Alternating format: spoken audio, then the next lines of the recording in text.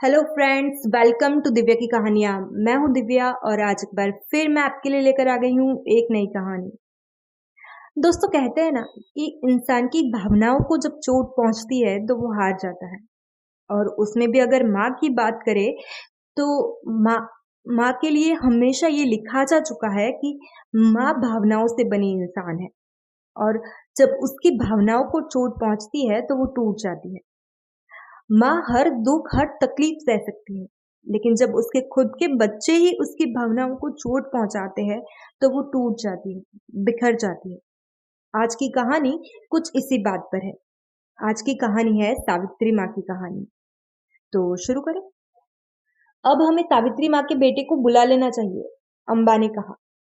नहीं, जिसको इनकी पड़ी ही नहीं है उन्हें क्यों बुलाना, अम्बा के सामने बैठी उषा ने कहा। लेकिन उषा, हम सब कुछ तो कर चुके हैं। अब तो डॉक्टर ने भी हाथ खड़े कर दिए हैं। हमारे पास और कोई रास्ता नहीं है। कब तक सावित्री माँ को ऐसे दर्द में तड़पता हुआ रखेंगे, अम्बा ने कहा। सावित्री माँ वृद्धाश्रम में खाना बनाने का काम करने वाली और वृद्धाश्रम में अन्नपूर्णा के नाम से जाने जाने वाली 60 साल की बूढ़ी औरत। सावित्री माँ पिछले 2-3 महीने से काफी बीमार थी। बहुत ही कम उम्र में पति के जाने से विधवा हुई सावित्री ने अपने चरित्र पर उंगली उठने के बाद, लोगों की गंदी नजर का शिकार बनने के बाद भी लोगों के घर में काम करके अपने बेटे उर्विश को पढ़ा लिखा कर एक ऊंचे पद पर पहुंचाया था। बेटे की कामयाबी से सावित्री बेहद खुश थी। उसने अच्छी लड़की देख बेटे की शादी भी करवाई। तीनों लोग खुशी खुशी एक घर में रहने लगे थे। मगर किसे पता था कि सावित्री की खुशियों को खुद उसी की नजर लग जाएगी। दरअसल सावित्री की बहू शोभा को शादी के कई साल कोशिश करने के बाद भी कोई बच्चा नहीं हो रहा था। अनगिनत डॉक्टर को दिखाने के बाद भी आशा की कोई किरण नहीं दिख रही थी।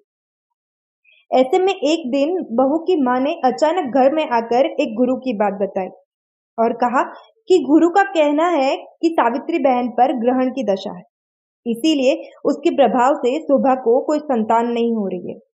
अगर सावित्री बहन को घर से बाहर कर दिया जाए तो शोभा को संतान अवश्य होगी। उर्विश को यह बात पता चलते ही उसने अपनी माँ को वृद्धाश्रम में रहने के लिए बोला। सावित्री अपने बेटे की खुशी के लिए वृद्धाश्रम में रहने के लिए तैयार हो गई। लेकिन वो घर से बाहर निकल ही रही थी कि तभी उनके कानों में एक आवाज पड़ी, जिसे सुनकर उनके पैरों तले जमीन खिसक गई। सावित्री माँ ने क्या सुना? क्या उनका बेटा उनसे मिलने आएगा? आगे की कहानी सुनने के लिए चैनल से जुड़े रहें। Thank you. Her her Mahadev. And please, अगर आपको मेरी स्टोरी पसंद आती है तो मेरी चैनल को सब्सक्राइब करें, इस वीडियो को लाइक करें और कमेंट करें। हर हर महादेव।